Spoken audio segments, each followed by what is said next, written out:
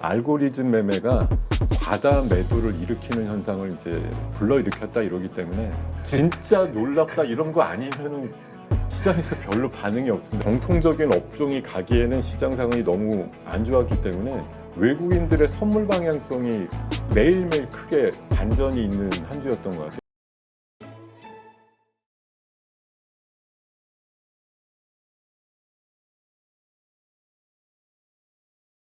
오늘 모신 분은 S1투자연구소 김동혁 대표십니다. 어서 오세요. 네, 안녕하십니까. 이번 한 주간 정말 역사적인 한 주간이라고 생각해도 되겠죠. 정말 이러한 급락장이 있을 수도 있구나라는 거를 저는 사실 금융위기 때도 잘 못 느꼈는데 네. 이번에 더 크게 느낀 것 같아요. 뭐 그때보다. 단일 날짜로 보면 금융위기 때도 이렇게 빠지진 않았고 제가 생각나는 건 9.11 때 한번 이런 정도로 빠지지 않았나 싶은 생각이 드는데요. 지금 단적으로 보여주는 게 이 미국의 빅스라고 하는 변동성 지표인데요. 월요일 날 그 밤에 장중에 이게 65까지 갔었어요. 네. 순간적으로. 지금은 이제 금요일까지 해서 한 20 정도로 다시 많이 낮아졌는데 우리 미국 시장이 평균적으로 괜찮았다 그냥 아무 일 없었다 이럴 때 요새 한 15 정도 내외에서 움직였거든요. 네. 그러다가 서서히 올라가서 20 정도 되더니 갑자기 순간적으로 65까지 갔었으니까 우리 시장도 월요일 시장 뭐 280포인트까지 순간적으로 내려갔었는데 미국도 사실 변동성이 월요일날 되게 확대되면서 블랙 먼데이의 재현이다 이런 이제 평가를 좀 받았었고요.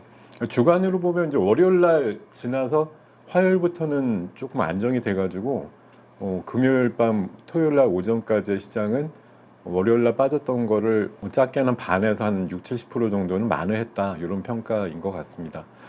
미국 시장 같은 경우는 제가 지난주 딱 이 시간에 나와서 말씀드리고 나서 추가된 악재가 두 가지가 있었어요. 네. 워렌 버핏이 애플 주식을 반쯤 팔았다라는 소식과 맞아요. 예, 그리고 그 엔비디아의 뭐 결함 이슈가 주말 사이에 나오면서 그게 이제 폭발력을 가지면서 월요일 날 우리 시장도 또 미국 시장도 많이 뺐는데 그러고 나서 이제 좀 많이 안정이 되는 모습이 있었고요. 제가 시장 변수로다가 몇 가지 설명을 하려고 말씀을 드렸는데 여기 빠질 때는 이제 전부 다 악재가 됐던 상황이거든요. 경기 침체가 막 온다. 맞아요. 한 네. 번에 다 쏟아졌어요. 그냥. 네, 그 제조업 PMI가 안 좋게 나오면서 이 경기 침체가 온다 이러면서 이제 호들갑이 나왔던 것이 특별 FOMC 열어가지고 빨리 금리를 B컷으로 내려야 된다 이제 막 이런 0.75까지 얘기 네, 나오고 그런 모습 나오는데 이제 왜 파월이 휴가를 갔느냐 뭐 이러면서 이제 난리가 났었고요. 엔켈이 이제 트레이드 창환이다 이래서 이제 일본에서 금리를 조금 올리니까 엔화가 강세로 돌면서 엔화 대출 나갔던 것들이 급속하게 이제 상환이 되면서 어떤 수급적인 이슈를 만들었다 이렇게 얘기가 나왔고 엔비디아 결함 이슈도 있었고요. 또 중동에서 전면전이 발발할 것이다 이런 이제 긴장감이 일주일 내내 가득했었고 미국 대선도 약 우리가 3주 전에 이제 트럼프가 비를 한 방 맞았다 이럴 때만 해도 트럼프의 가능성을 70% 이상 봤기 때문에 네. 변수가 없었겠다 싶었는데 이게 이제 해리스가 등장하면서 지금 판세가 어떻게 됐냐면 우리는 바이든을 미워했던 거지 민주당이 싫었던 건 아니야 이런 시각인 거죠. 네. 그러니까 바이든이 너무 유약하고 결정력도 느리고 뭐 언행에 있어서도 아무래도 한계가 느껴지니까 이분 갖고서는 미국이 지탱하기가 힘들다라는 논리였지 뭐 민주당 자체가 그렇게 싫었던 건 아니다. 이런 시각에서의 어떤 해리스의 선전, 컨벤션 효과 이런 것들이 올라오면서 지금은 러스트벨트 중심으로 해서 굉장히 박빙의 상황이다 보니까 양당의 어떤 상황들이 거의 반반이거든요. 근데 이게 결국은 11월까지 그럼 아직 모르겠다라도 다시 불확실성이 확대됐다. 이런 측면으로 좀 해석하는 면이 있었던 것 같고 이게 아이러니하게도 지난 월요일 날 그 절정의 리스크가 한꺼번에 터진 다음에 그 뒤에는 이제 조금 잦아드는 해석이 나오고 있는 부분이고 제조업 지수는 안 좋았지만 또 미국은 사실 서비스업 지수가 굉장히 중요하거든요. 그래서 서비스업 지수는 또 무난하게 나왔기 때문에 경기 침체 아니다. 이렇게 요즘 이제 주후반에 해석이 다시 들어갔고 엔캐리 청산도 75%쯤은 된 것 같아라는 해석과 BOJ가 주중에 부총재 명의로 뭐 성명이 나오면서 시장이 불안하면 더 이상 금리 인상 안 할게 이렇게 얘기하는 거. 엔비디아는 뭐 부정적인 얘기가 일부 나왔지만 뭐 엔비디아 없이 AI가 어떻게 될 건데라는 해석에서 약간 그 부분이 좀 묻힌 부분도 있고요. 그리고 일부에서는 엔비디아에 대한 투자 의견이라든가 목표가를 상향하는 그런 의견들이 꾸준하게 나오면서 좀 이슈가 덮였고, 중동은 터지진 않아서 임박했다 얘기 나오는데 어쨌든 안 터졌잖아, 이제 이런 해석이 나오고 있는 그래요. 것이고요. 터질 뭐 8일날, 7일날 뭐 계속 원래 그 뭐 바이든이 사실 그런 날짜는 잘 맞추기 때문에 뭐 24시간에서 48시간 내로 터질 거야 이랬는데 훨씬 지났는데도 안 됐고, 이제는 언제냐면 12, 13일 날이 그 유대교 쪽에 일종의 명절이 있거든요. 네. 그 시기에 노릴 것 같아. 이제 이런 식으로 좀 또 긴장을 연장하는 그런 분위기가 나오고 있는 것입니다. 네.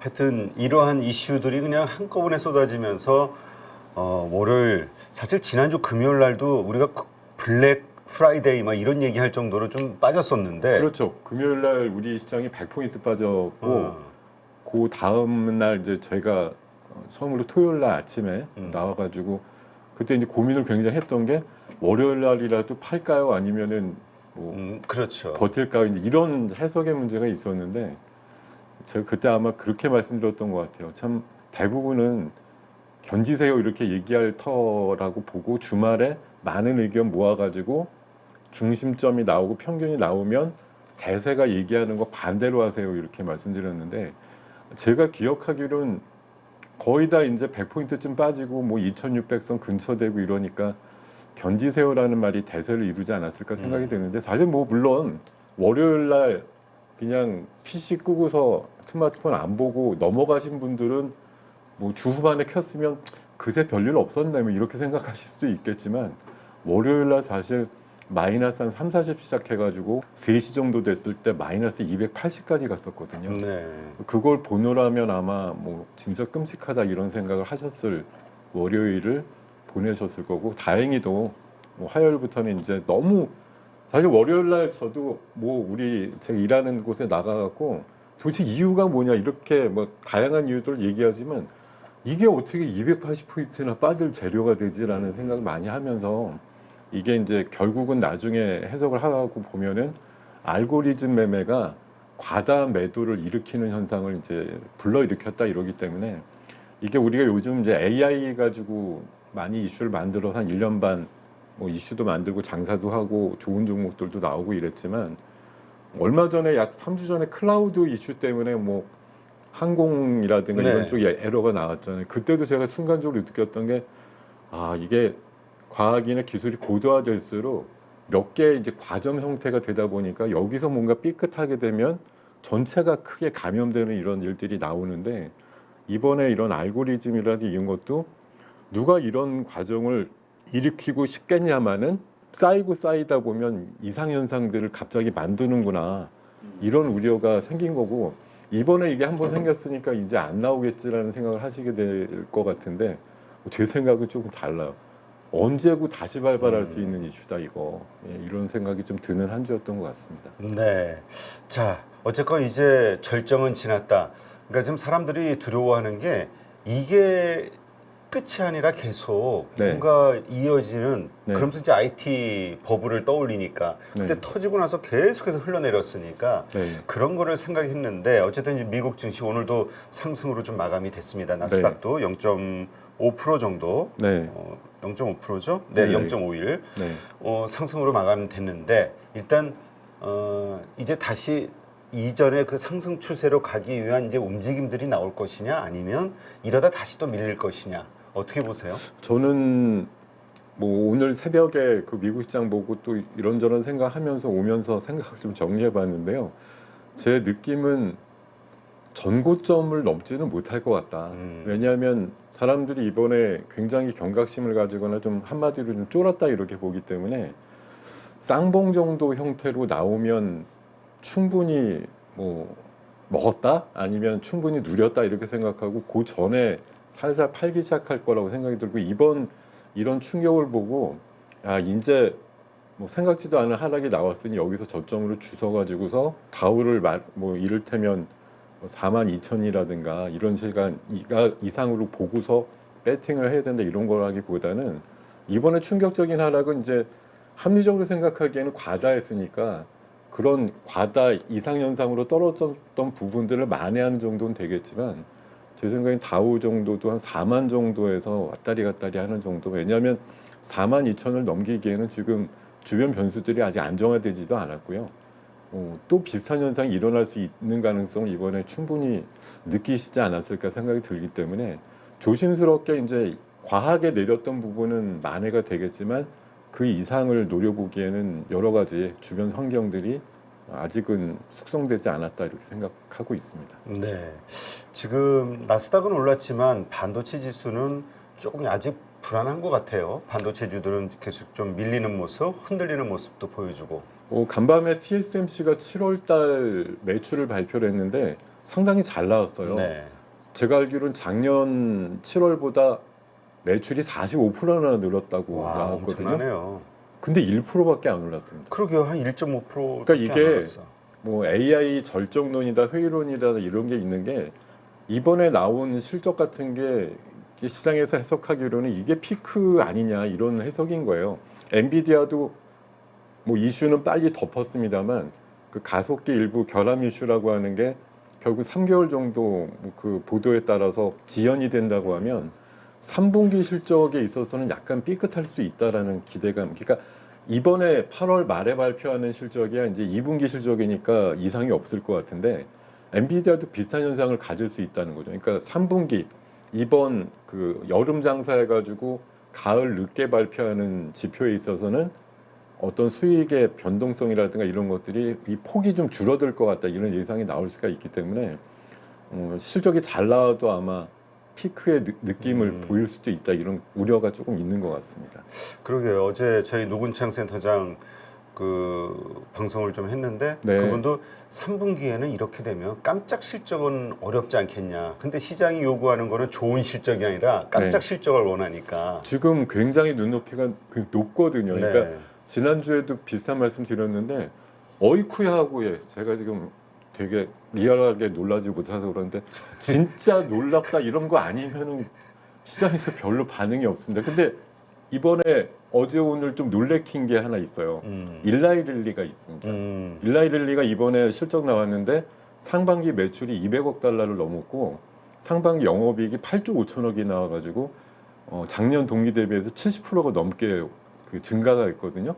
어제 9.4%가 올랐는데 오늘 추가로 5%가 올랐어요. 그러니까 네. 실적 가지고 이렇게 연이틀 쭉 뽑아주는 건 어려운데 이게 아마 기대 안 했던 데서 생각보다 많이 나오니까 시장에서는 놀라지 않았나 그런 생각을 해보게 됩니다. 네.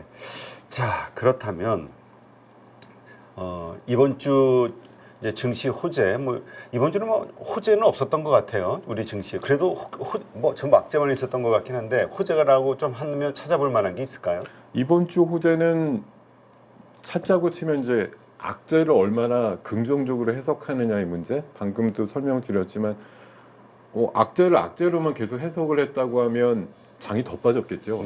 근데 하루 이틀 이제 충격이 있었지만 그 부분에서 또 다른 반전의 어떤 지표들이나 이런 것들이 나오기도 했었고요.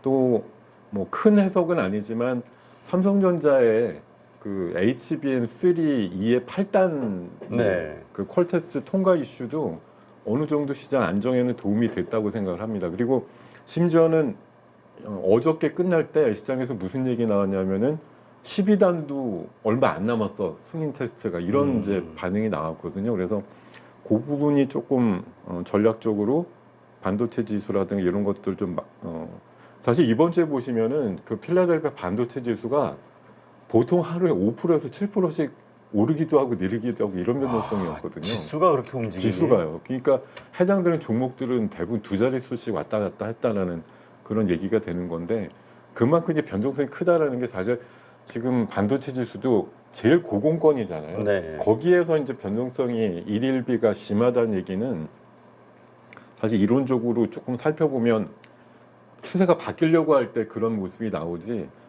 더 위에 올라가기 위해서 진척이 있다기보다는 조금 추세 반전 이런 우려가 있기 때문에 아무래도 오늘 미국 시장 뭐 선전하는 가운데서도 반도체 지수의 좀 약세라든가 이런 것들은 이번 주에 그 매그니피션트 7 같은 경우는 대부분 주초의 하락을 이겨내고 올랐는데요.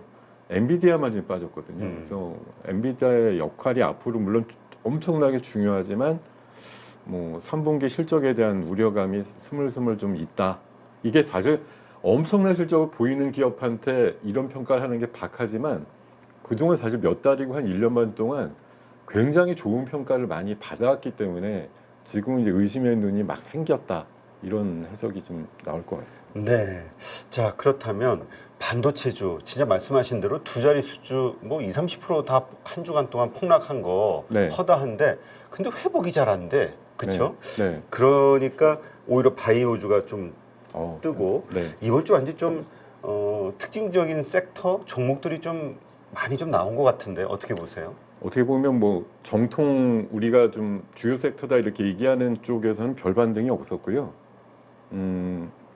제가 지난주와 비슷하게 이제 뭐 토요일이고 하니까 주간 상승률로 좀 표시를 네. 해왔는데 아 이번 주 코로나 이슈가 상당히 좀 굉장히 좀 확대가 됐는데요. 이게 어디고 나가서 제가 이제 코로나가 이게 되게 확대가 됩니다. 이렇게 이제 뉴스가 많이 나오고 그래서 살펴보면 사실 이게 데이터가 그 얼마 전에 백일해라든가 뭐 수족구병의 뭐 전년도 대비해서 얼마나 늘은 날 가지고 이제 자극적인 이슈를 만들어내는데 이 코로나도 지금 현재 작년도 그 상반기 이후에 전염병도 4급으로 바뀌었거든요.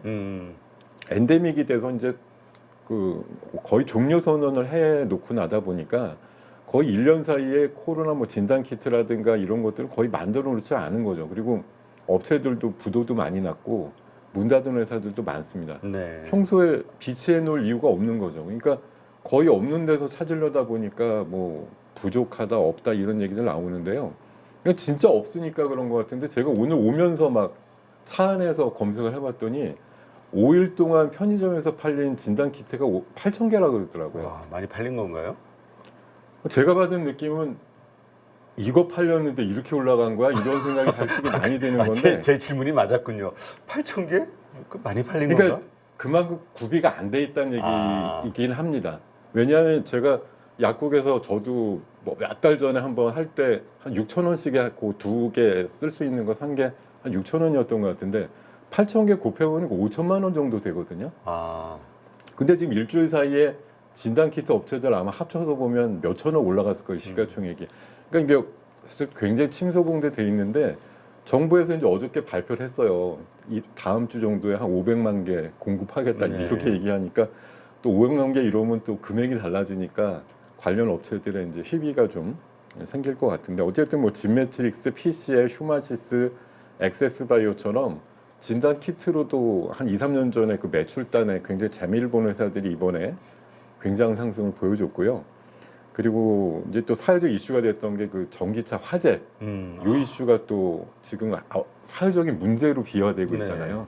전기차를 뭐 지상에만 놔야 된다. 어제 서울시 같은 데서는 90% 이하로 충전된 것만 지하로 넣을 수 있다. 이런 뭐 규례를 발표하겠다는 얘기들도 있었고 그러다 보니까 열폭주 관련해서 방열 시트라든가 이런 것들 만드는 회사들이 크게 좀 올랐고요. 뭐 주중에 또 서울시에서 그린벨트 해제 이슈 나오면서 예, 서울 수도권에 땅 있는 회사들 많이 좀 올랐습니다. 그리고 아마 해리스가 좀 유리하다 이러니까 해리스 관련주들이 대마라든가 뭐 낙태권 보장 또 바이든의 정책을 계승한다고 보니까 이제 신재생 쪽 풍력이라든가 태양광 쪽에 좀 움직임이 있었는데 특히 CS 윈드는 또 2분기 실적이 상당히 잘 나왔습니다. 기대 이상으로. 그래서 크게 좀 올랐고요. 화장품 쪽에서 파마리서치라든가 VT 같은 게 월요일 하락 이후에 오히려 더 큰 상승으로 좀 돋보이는 모습이 나왔고 반대로 이제 아모레 퍼시픽 같은 경우 실적이 매우 부진하게 나오면서 주간 25%나 빠졌고요. 재건 이슈로 가끔 움직였던 삼부토건이 이번 주 좀 많이 빠졌고 PCB 쪽 심텍도 여전히 좀 흐름은 안 좋은 상황으로 많이 빠진 대표적인 종목이다 이렇게 말씀드릴 수가 있겠습니다. 네, 그렇군요. 자, 진짜 저기에 이제까지 주도주라고 할 수 있는 것들 그런 것들이 들어간 게 없네요. 싹 사라졌습니다. 예, 지금 우리가 뭐 AI는 기본에다가 뭐 많이 얘기했던 분야들이 좀 많이 없어진 듯한 그런 느낌이고요.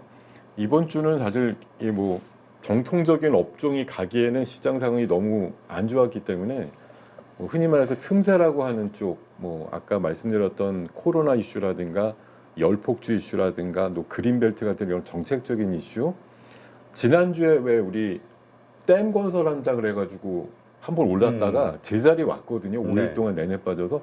근데 어저께 댐 관련주가 또 갑자기 다들 15% 20%씩 올라가면서 그런 이슈들, 그러니까 그린벨트가 다시 올라오니까 그 전주에 정책주로 발표했던 댐이 또 한번 연상이 되네 이러면서 댐 관련주까지 같이 올리는 그런 현상들이 나온 게 특이했던 것 같습니다. 네.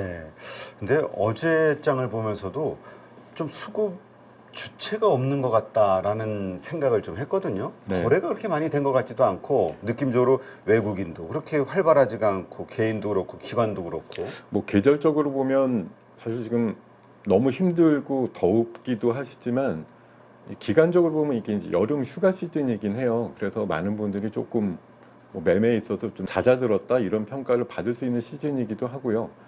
이번 주의 흐름을 보시면은 빠질 때 엄청나게 많이 빠졌는데 화수목금 흐름을 보면 특이했던 게 장중엔 훨씬 더 많이 오르거나 내리거든요.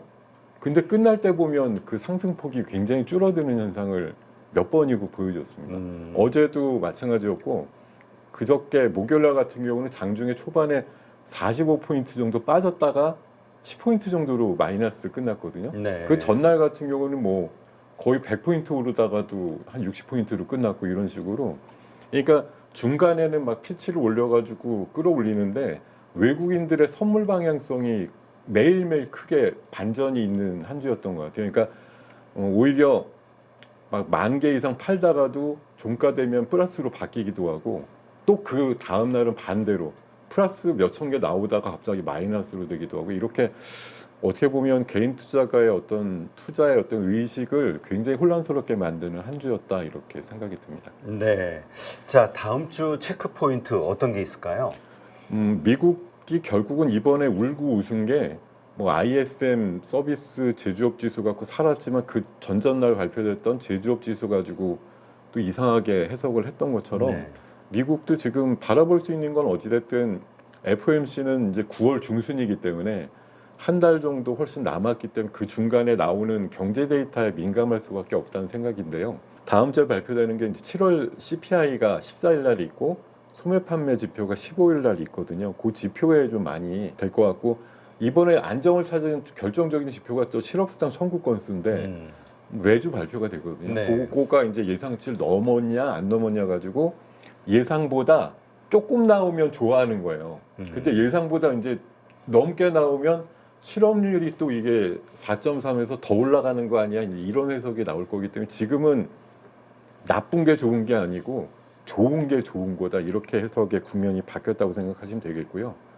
뭐 그리고 아마 가십적인 이슈인데 월요일 날 12일 날 예정돼 있는 그 트럼프와 머스크의 자담회가 있습니다. 아, 그래요? 예, 코인 관련해서 주로 얘기를 할 거라고 하는데 두 사람의 만남이 이제 일부는 지금 전기차에 대해서 이제 굉장히 부정적으로 보다 보니까 뭐 머스크가 트럼프 지지한다 그러니까 뭐 일각에서는 전기차 안 산다 뭐 이렇게 얘기하는 분들도 있고요. 하여튼 좀 가십적인 이슈긴 한데 어쨌든 그 부분이 이번 주에 사실 우리가 주식만 많이 신경을 썼지만 코인도 엄청나게 변동성이 심했어요. 그랬죠. 지난주 그 트럼프가 뭐 크립토 대통령 되겠다 이렇게 선언하면서 절대 팔지 마 이렇게 얘기할 때 7만 불 찍었다가 이번에 5만 불 깨졌었어요.